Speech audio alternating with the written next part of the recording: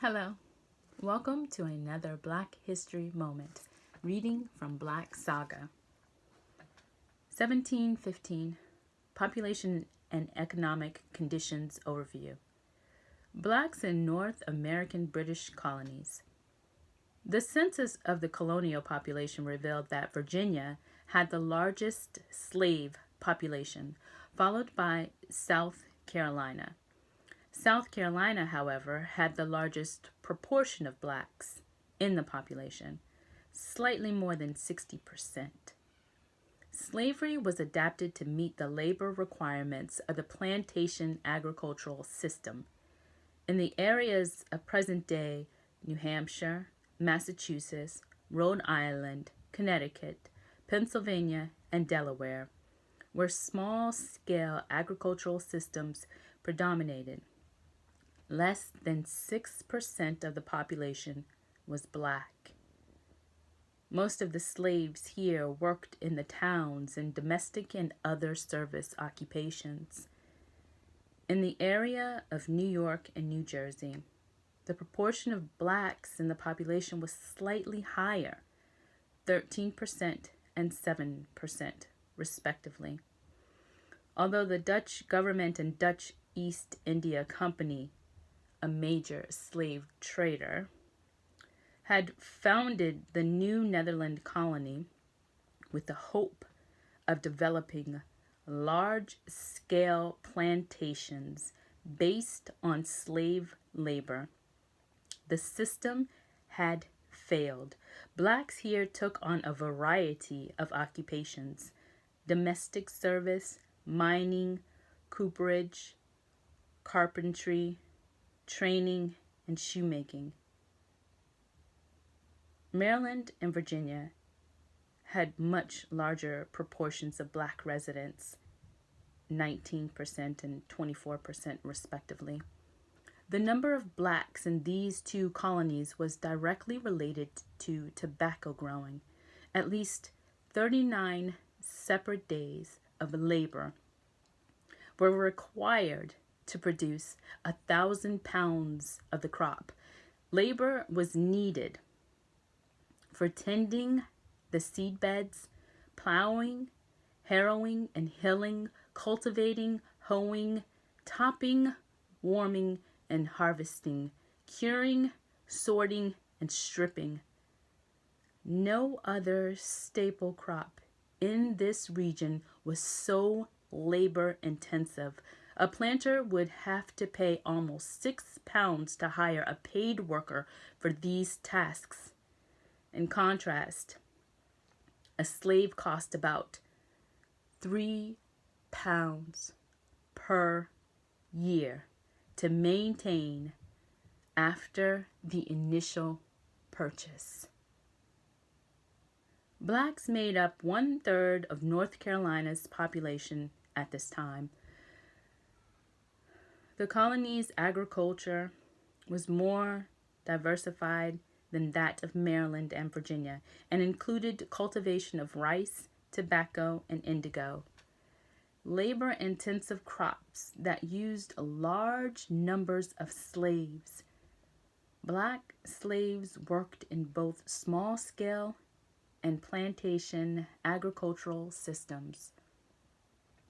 In contrast to North Carolina, South Carolina's economy was based on a single crop: rice, which had become a profitable plantation crop in the mid-1690s. This cultivation required substantial labor, making slave labor essential. Slave conditions overview.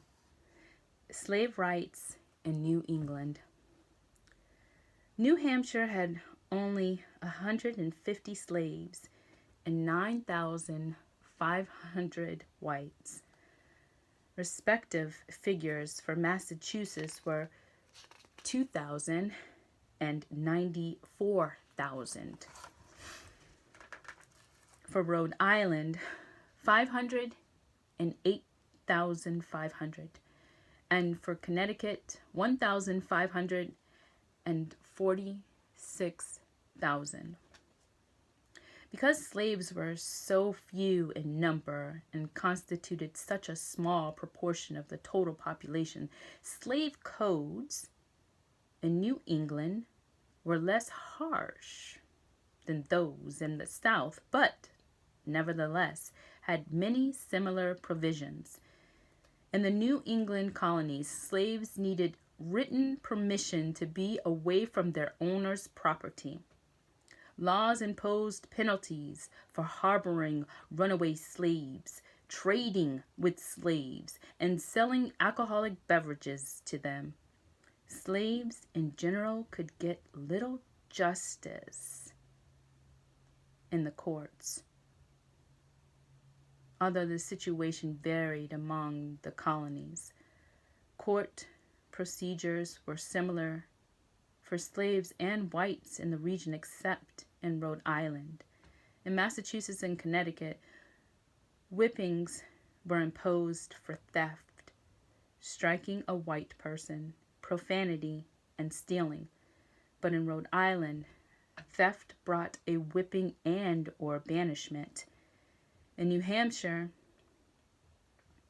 slave owners could be liable to grand jury investigation for cruelly treating their slaves. Massachusetts granted marriage rights and placed relationships among slaves on the same basis as for free whites. In essence, a master here could not deny the right of marriage to a slave. Also in Massachusetts, slaves had the right to own property and to sue their masters if it was taken away. All colonies provided the right of manumission, but restrictions on this applied everywhere except in New Hampshire. In most cases, the master had to post security of £50 to ensure that the slave would not become a public charge. In 1728, Rhode Island raised the amount to £100 and to as much as £1,000 in 1755.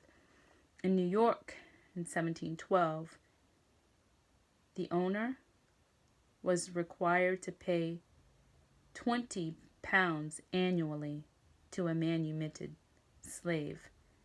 The law was changed in 1717 to require only security. New Hampshire allowed manumission in 1769, but required surety of £200. Pennsylvania in 1726 required an amount equal to £30.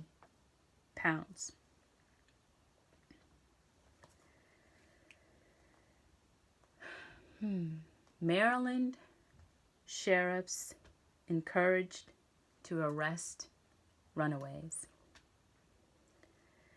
Maryland passed legislation giving sheriffs unrestrained power over the imprisonment of suspected runaway slaves and the fees associated with their capture and disposition.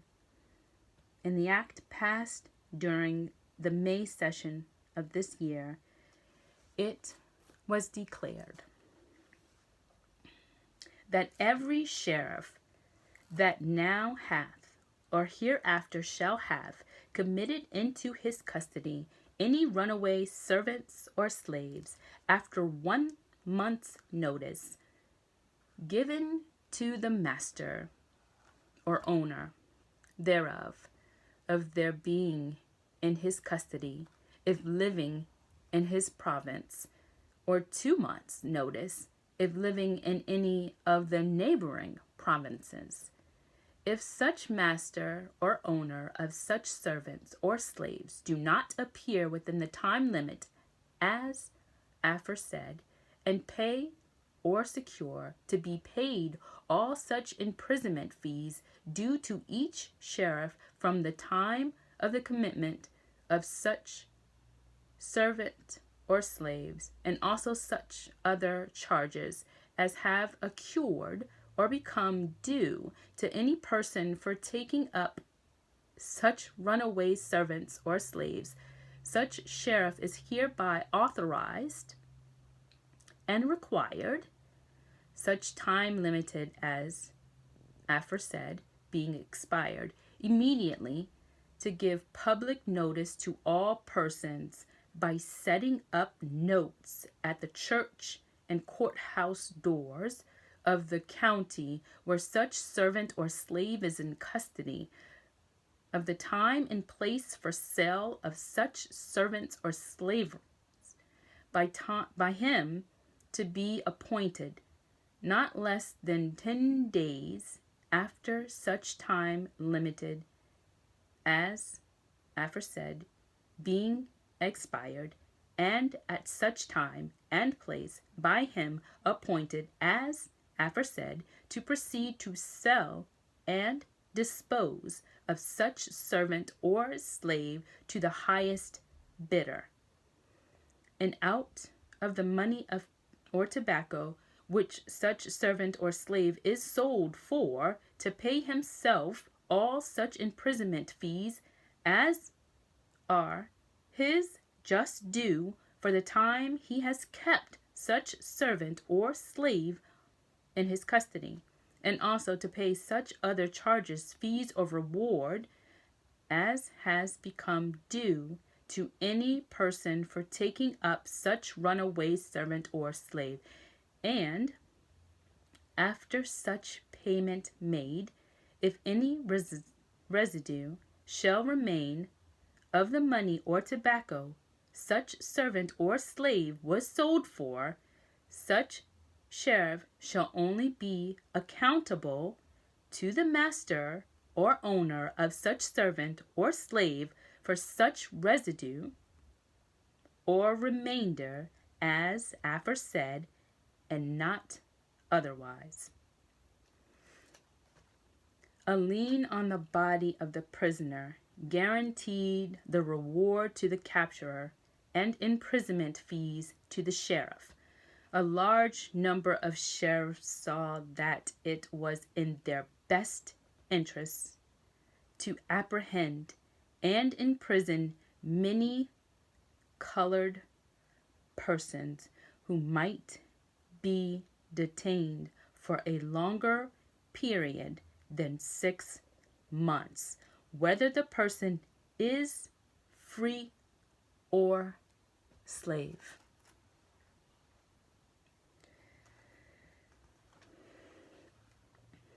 If the prison term was prolonged, the fees swelled to nearly the value of the prisoner. When that occurred, the master might be unable or unwilling to redeem the slave.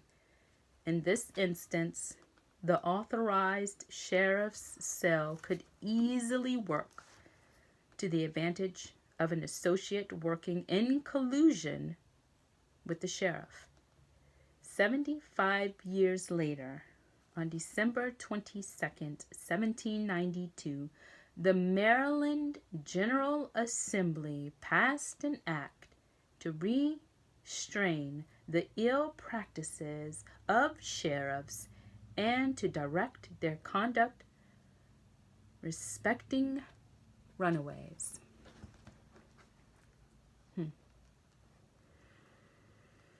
Separate meeting houses for slaves forbidden. In North Carolina, slaves were forbidden to have separate religious meeting houses. Thank you for listening to this Black History Moment.